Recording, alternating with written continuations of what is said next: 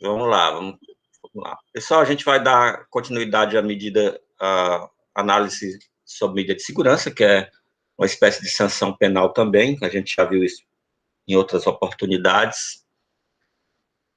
E no final da exposição de hoje, né, eu queria combinar algumas coisas com vocês.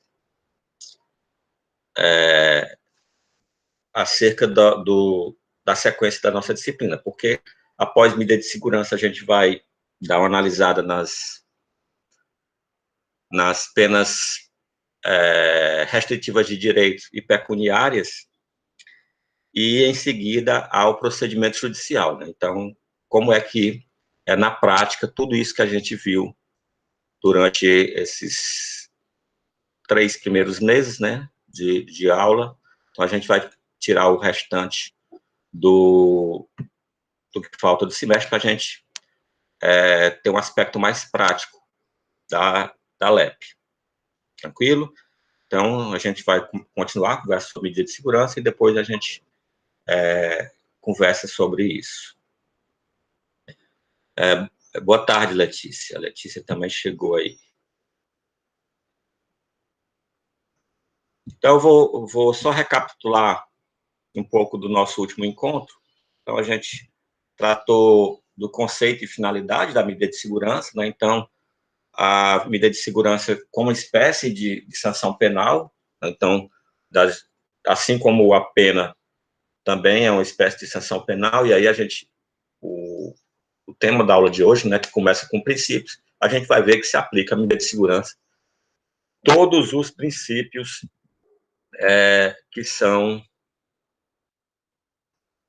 que orientam a pena, também orientam a medida de segurança. Então, a diferença vai estar em que o fundamento, em alguns aspectos, né,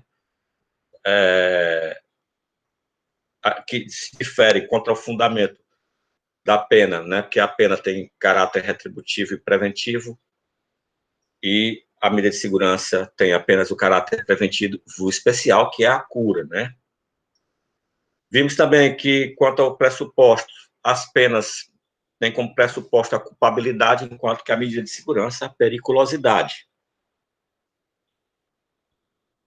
Quanto à duração, a gente viu que as penas são aplicadas por tempo determinado, enquanto que as medidas de segurança são aplicadas por período indeterminado. Então, quando há uma sentença penal condenatória, o juiz aplica um número determinado de tempo de cumprimento de pena, enquanto que na medida de segurança, o juiz, né, no caso da sentença penal absolutória imprópria, que absolve-se por falta de culpabilidade, mas impõe-se medida de segurança porque verifica-se a presença da periculosidade, o juiz vai determinar um mínimo a ser cumprido, e esse mínimo é de 1 a 3 anos. E aí, quanto aos destinatários, nós vamos ter, para as penas, os imputáveis e os semi-imputáveis que não apresentam periculosidade, enquanto que a medida de segurança tem como destinatário os inimputáveis e os semi-imputáveis que apresentam periculosidade. A gente viu também que, desde 1984, com a reforma da parte geral, né, então, a reforma foi feita em paralelo, né, foi feita ao mesmo tempo, essa reforma da parte geral do Código Penal, feita em conjunto com a Lei de Execução Penal, né, elas datam do mesmo ano, 1984, então, muda-se o sistema que vigia antes em relação à medida de segurança, que era o sistema de duplo binário, em que a possibilidade de alguém cumprir pena e medida de segurança ao mesmo tempo, e passou a vigir o sistema vicariante, ou seja, um ou outro, né? Ou ele vai cumprir a pena ou vai cumprir medida de segurança. Em relação ao sistema de aplicação das medidas de segurança, a gente vai ter uma diferença quando há a semi-imputabilidade ou a inimputabilidade, né? Então, quando ele é inimputável, como eu já disse, há a sentença absolutória imprópria e a imposição de medida de segurança, enquanto que para os semi-imputáveis é analisado a questão da periculosidade. Então, se não há periculosidade, ele vai cumprir pena. Se há periculosidade, ele vai cumprir medida de segurança. E aí existem alguns pressupostos, né, para a aplicação da medida de segurança. Então, para que o magistrado possa, né, determinar a aplicação da medida de segurança, tem que haver necessariamente a prova de que o acusado cometeu o fato típico e antijurídico, né? Ou seja, deve haver a previsão daquela conduta em um tipo penal e deve ficar demonstrado que não há presença, por exemplo, de excludentes. Então, mesmo que haja que a conduta se amolde a um tipo penal, se houver a presença de um excludente como legítima defesa, estado de necessidade, não há possibilidade de aplicar a medida de segurança. Assim como também se ficar provado que o fato é atípico, né? Então, não há de se verificar, não se impõe nenhuma espécie de exceção penal se o fato é atípico. E ainda que exista a prova de periculosidade, que é um dos fundamentos da medida de segurança. Então, em razão aí da inimputabilidade, da ocorrência de doença mental ou de desenvolvimento mental incompleto, o agente não tem condição de entender o caráter do ilícito, né, que praticou. Ele não pode ser empichar a ele a culpa, certo? Então, resumidamente, o que a gente viu na nossa aula passada em relação às diferenças foi exatamente em relação a finalidades, duração, pressupostos e destinatários, né? Então, as penas de caráter retributivo, prevenção geral e prevenção especial, né? Então, isso é determinado pelo artigo 59 do Código Penal, né, na questão da dosimetria da pena. Então, o juiz analisando ali as circunstâncias judiciais, o próprio artigo 59 traz esse caráter retributivo. E o caráter de prevenção geral, caráter de prevenção especial, vai se dar por uma questão temporal, né? Então, a prevenção geral é no momento legislativo, enquanto que a prevenção especial se dá no momento da concretização da pena, na sentença. E, na medida de segurança, né, o caráter é meramente a prevenção geral com aspecto curativo. Quanto à duração, a gente já viu, né, temos a duração determinada para as penas e indeterminada para as medidas de segurança, indeterminada na questão do máximo. Como eu acabei de falar, o juiz, ao determinar a aplicação de medida de segurança, ele determina um mínimo que vai de 1 a 3 anos, esse prazo sendo o prazo para que se realize o primeiro exame de periculosidade. Observando que esse prazo indeterminado não quer dizer perpétuo, né? Então, a gente tem posição jurisprudencial divergente nesse sentido. Então, para a STF, aplica-se o artigo 75 do Código Penal. Então, independente do delito praticado, o prazo máximo sempre será verificado no que estabelece o Código Penal, que hoje, né, por força da modificação que sofreu pelo pacote anticrime, nós vamos ter 40 anos, né? Então, a jurisprudência do STF é no sentido ainda de verificar o máximo de 30 anos, mas ele sempre associa por 30 anos é o que está previsto no 75. Obviamente, se o que está previsto no 75 hoje é 40 anos, a gente vai ter que interpretar que o entendimento do STF será de 40 anos. Enquanto que o STJ entende que deve ser verificado para essa questão de determinar o prazo final de cumprimento da medida de segurança, a pena máxima em abstrato combinada ao delito, né? Então, se nós pegarmos como exemplo o homicídio simples, que é a pena de 6 a 20 anos, no entendimento do STJ, a quem pratica um homicídio simples e é considerado inimputável, cumpriria a medida de segurança, no máximo, por 20 anos, enquanto que, para o STF, seria o dobro, né, 40 anos. Quanto ao pressuposto, também a gente já comentou aqui, culpabilidade para penas e periculosidade para medida de segurança. E os destinatários, a gente acabou de ver, imputáveis e semi-imputáveis sem periculosidade, aplica-se pena, e inimputáveis e semi-imputáveis dotados de periculosidade, né, medida de segurança, para tratamento. Então, de forma bem sintética, né, o que a gente viu no nosso último encontro foi isso. E aí, a gente parou aqui quando ia analisar os princípios e passa, a partir desse momento, não que seja informação nova, né, mas porque vocês já viram isso em outras disciplinas, mas que no semestre aqui, para a gente, é informação nova, certo? Então, como eu falei, medida de segurança é espécie de sanção penal. Então, tudo que é aplicado à pena vai ser aplicado à medida de segurança. Então, a legalidade aplica-se à medida de segurança, né? Então, apenas a lei pode criar medida de segurança. Por exemplo, não pode ser por uma medida provisória ou por qualquer outro normativo que não seja a lei ordinária, né? Isso vale para as penas também, né? A questão da anterioridade que se aplica à pena também vai se aplicar à medida de segurança, né? Então, isso por força do inciso 40, né, do artigo 5º da Constituição.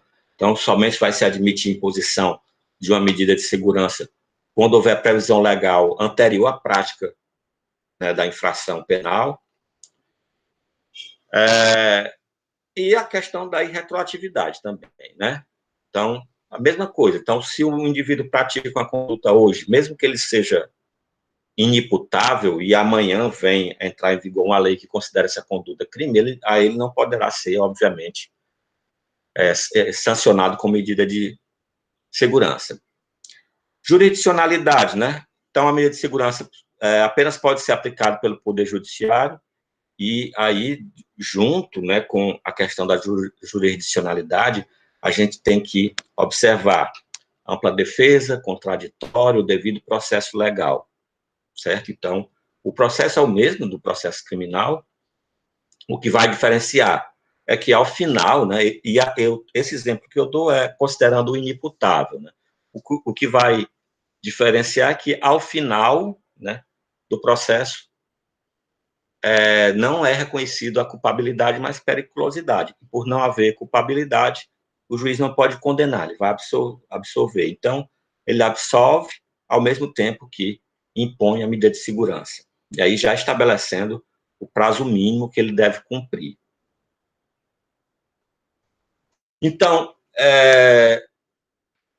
voltando aqui, né, só para fixar os requisitos para a aplicação da medida de segurança. 3, prática de fato ilícito e típico, periculosidade do agente e não tenha ocorrido extinção de punibilidade. Então, esses são os 3 aspectos dos requisitos para aplicação da medida de segurança. E aí vem a questão da periculosidade, né? Então, se deve haver periculosidade, a gente tem que entender, né, o que vem a ser essa periculosidade. Então, periculosidade é uma probabilidade relativa ao responsável pela infração penal, né, que é considerado inimputável ou semi-imputável, portador de periculosidade, e essa probabilidade é dele voltar a se envolver em crimes ou contravenções, certo? Então, periculosidade é uma probabilidade, certo? Então, isso é extraído da natureza e da gravidade do fato cometido e das circunstâncias que envolvem o fato, né? Então, é considerado socialmente perigosa uma pessoa que comete o fato e tem-se que pratique novos fatos previstos na lei como infrações. Então, é uma mera probabilidade de reincidência. Então, faz necessário para esse juízo de probabilidade, pessoal, a verificação de chance de nova infração penal a ser praticada concretamente e potencialmente segundo as regras da experiência, e aí aqui não é uma aferição feita por um juiz, porque o juiz não tem competência para verificar essa questão da possibilidade de reincidência concreta, né? Então, aqui é necessário que se recorra a profissionais, né, ligados à saúde, um psiquiatra ou um psicólogo, né? Então, isso é que se chama de periculosidade. Então, periculosidade como um juízo de probabilidade. E,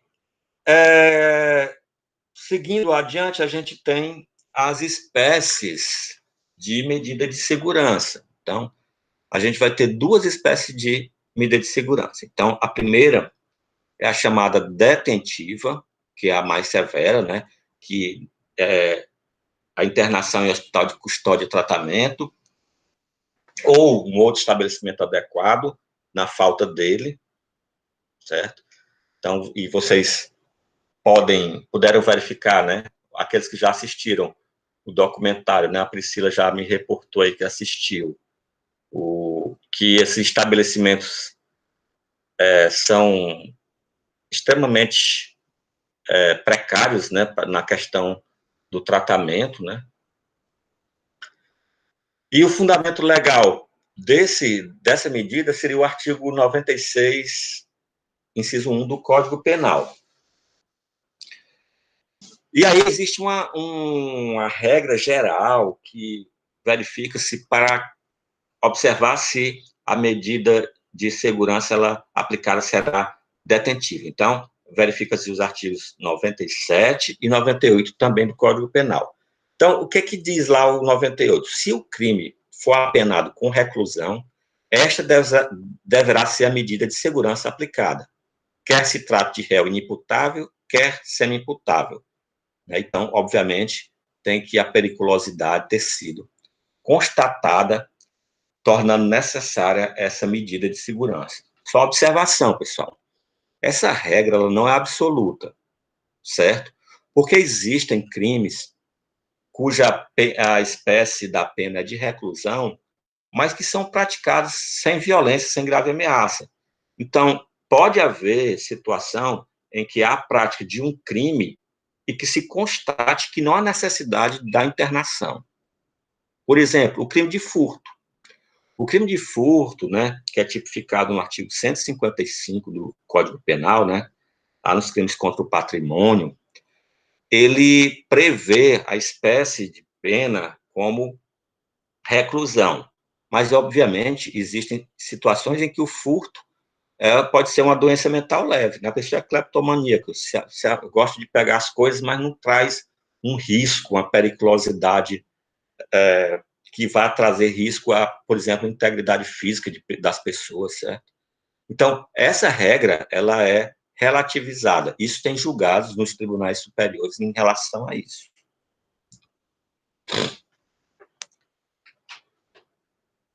Ainda, na primeira espécie que a gente está analisando, ainda temos o artigo 99, que traz detalhes sobre o estabelecimento a que ele vai ser recolhido, né? Então, o artigo 99 vai trazer que o internado será recolhido a estabelecimento dotado de características hospitalares.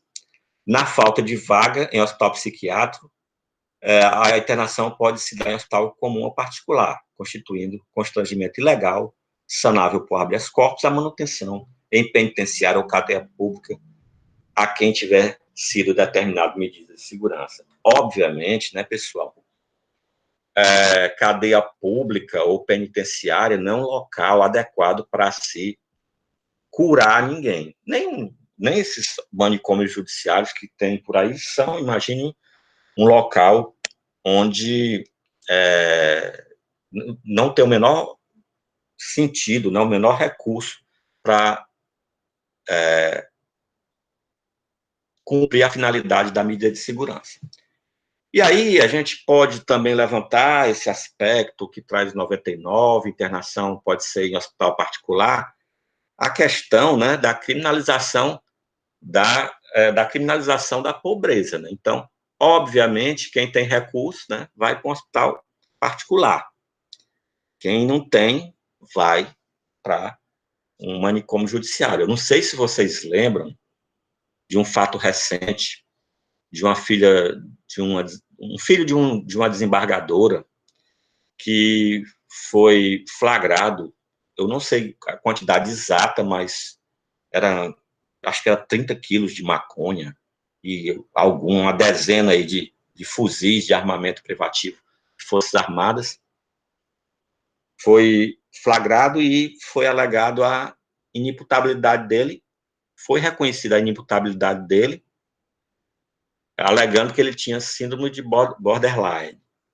E ele foi ser tratado num spa, né? Então, obviamente, a gente tem esse desvio aí no cumprimento da medida de segurança. Então, no caso desse cidadão aí, que eu estou citando como exemplo, aí vocês, para quem não conhece a história, pode procurar depois, na verdade, a ele não foi aplicado medida de segurança, né? Foi concedido férias, né?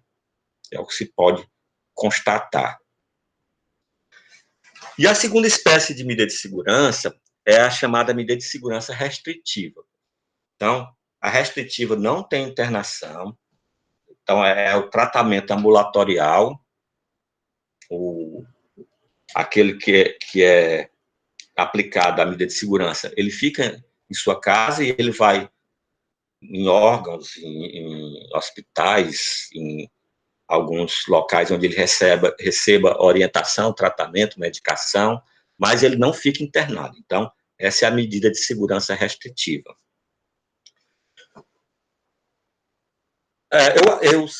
Priscila, tu que é da área de saúde, dá uma ajuda aqui. O CAPS, né? Esses CAPS, liga teu microfone aí, por favor. Eles fazem esse acompanhamento, né? Salvo engano. Sabe disso?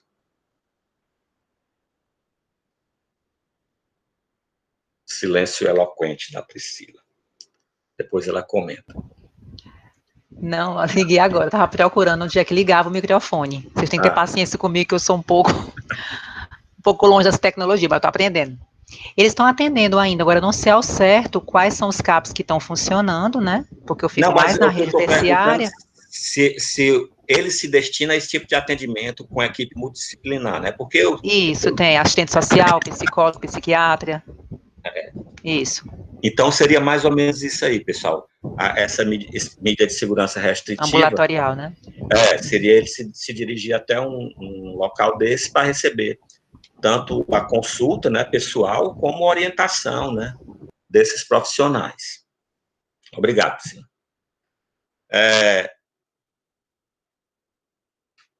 Essa observação aqui, pessoal, eu já fiz, né? Então, inclusive o exemplo é o mesmo. O que é a questão dos critérios de acordo com o texto expresso em lei, na prática, não é bem como está lá expresso em lei. Então, como eu falei, se por um acaso a pessoa comete um crime de furto, né, que é apenado com reclusão, aí não necessariamente ele deve ser internado, ele pode simplesmente receber esse tratamento ambulatorial. Quanto à duração da medida de segurança, então, em relação à duração da medida de segurança, eu também já comentei com vocês, né? Então, a medida de segurança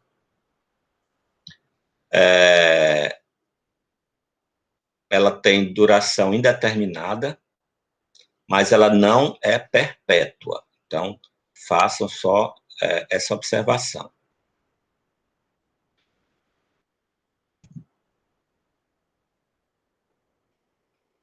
Então, vamos lá.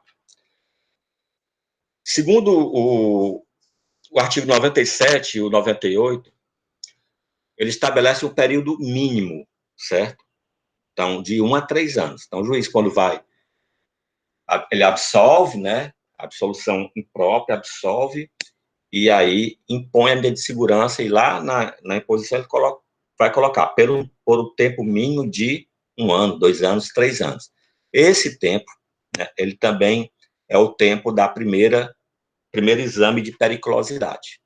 Então, pode ser que no primeiro exame já constatem a cessação de periculosidade e ele já possa sair, certo? Do cumprimento da medida de segurança. E pode ser que não.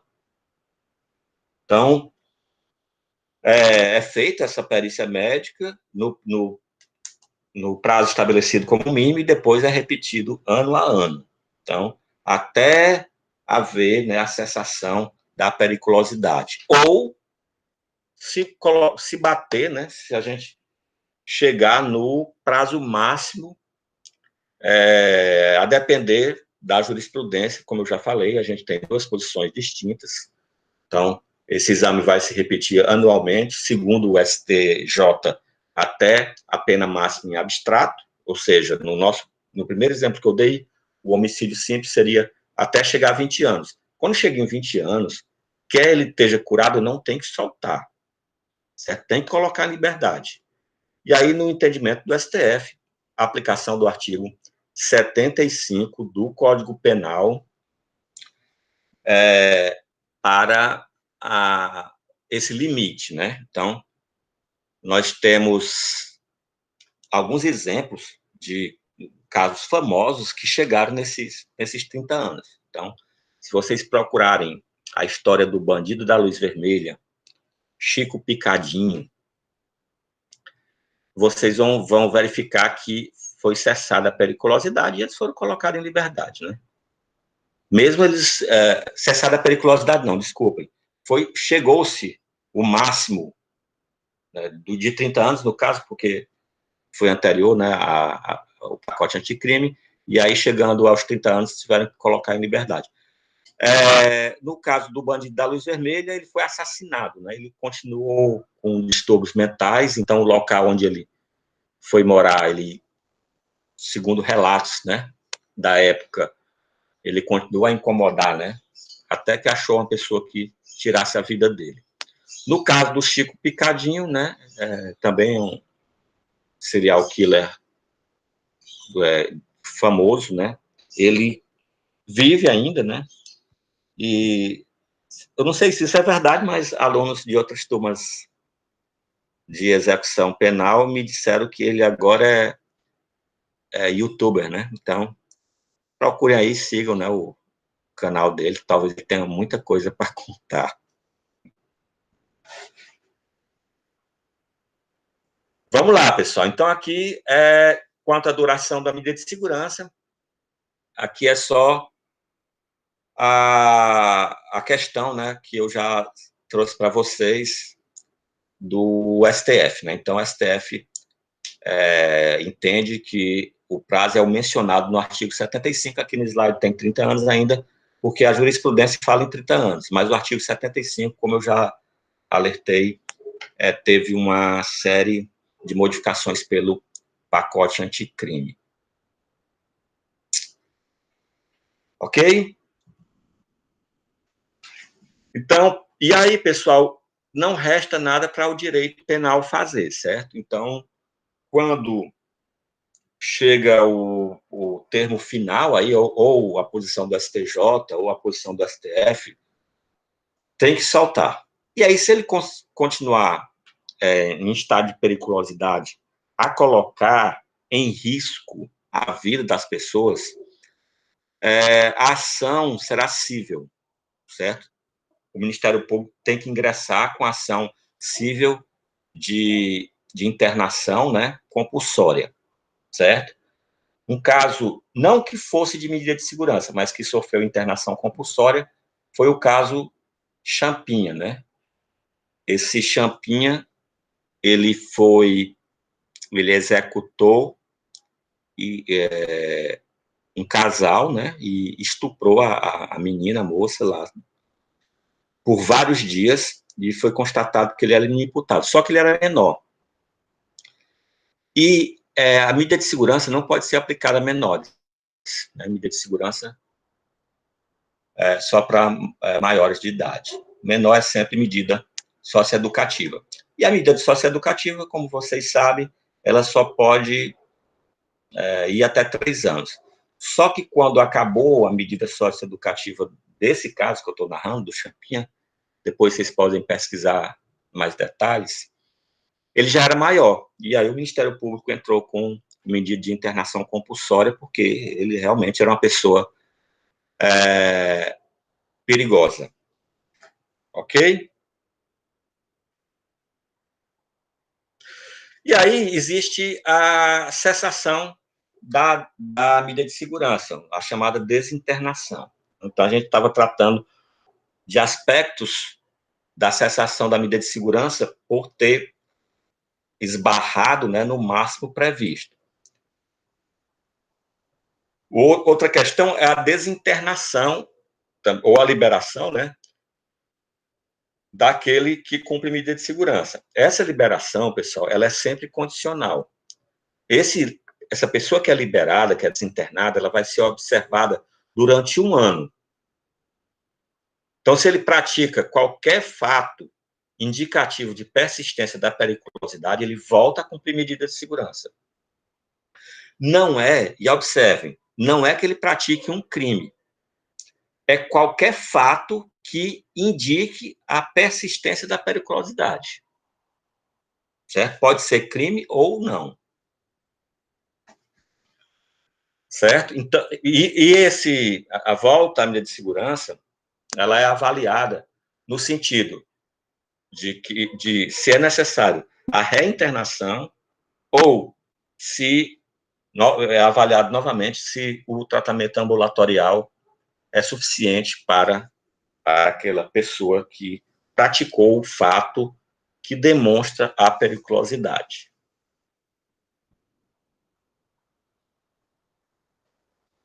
E ainda, pessoal, no Código Penal, no próprio artigo 97, traz a previsão de haver a possibilidade, certo? Em qualquer momento do tratamento, do tratamento ambulatorial, haver a necessidade de internação. Então, foi constatado que há a necessidade para fins curativos, que o tratamento ambulatorial não é suficiente, o juiz pode determinar a internação.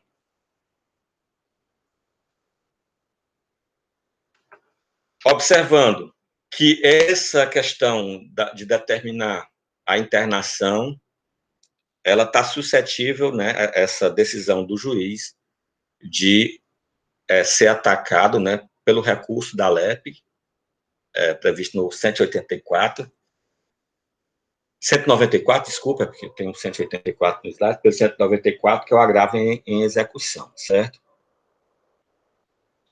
Também, pessoal, e aí não é uma questão legal, certo? Não é como o que eu acabei de falar, do tratamento ambulatorial, se constatar a necessidade da internação, ter previsão legal no artigo 97, parágrafo 4 do Código Penal.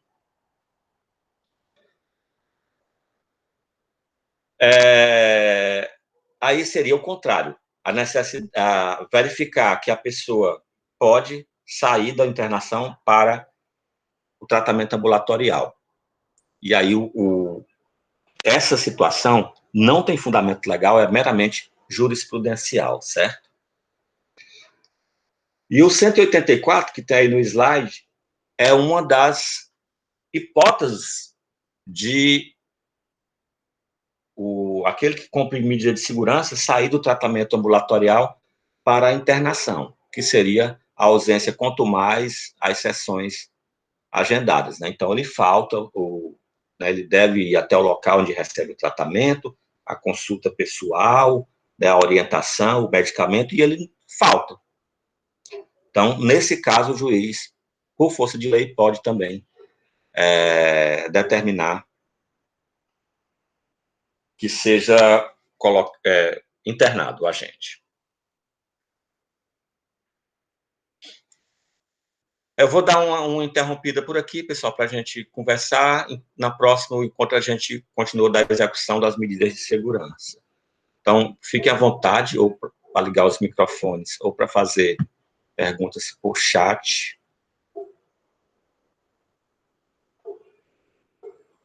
O Pedro Henrique está perguntando se a internação provisória da pessoa perigosa com base no Código Civil, se tem prazo determinado.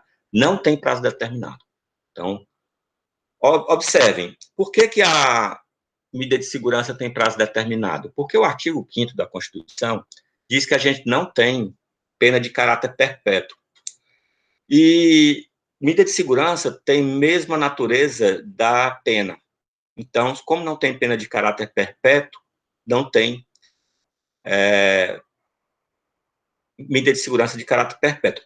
Quanto à questão civil, não. Aí não tem impedimento nenhum que seja para sempre.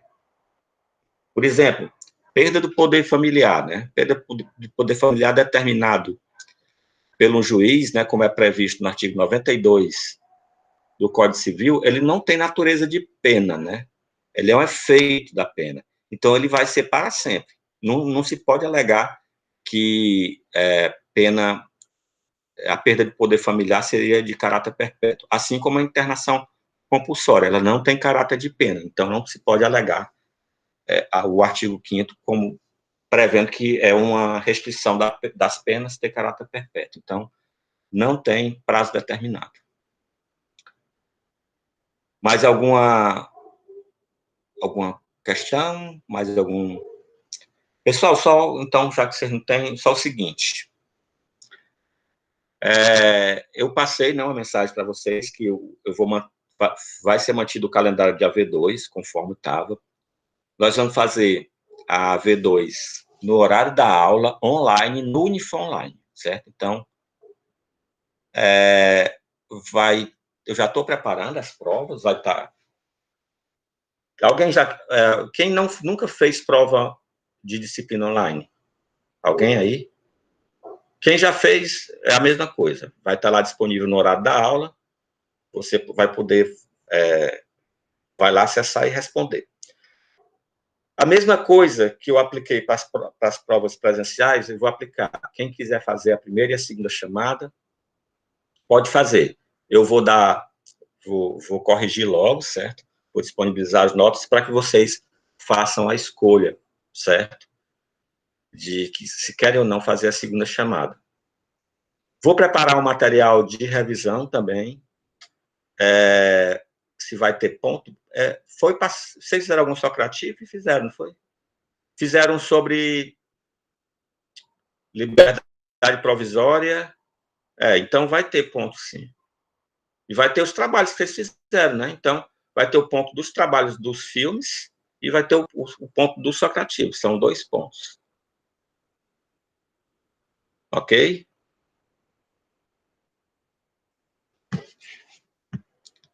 Então, será...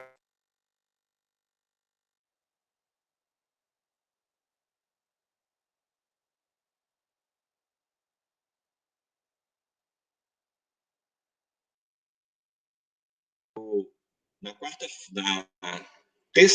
quinta-feira, né, da próxima semana, e na terça-feira da semana seguinte. Será, façam as contas aí, 4, 5, 7 e 12, né, eu acho.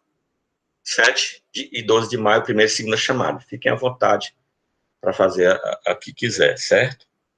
Eu vou preparar um material de revisão e postar no Unifor Online. E vou também tirar um dia para comentar, certo? Vai ser na terça-feira,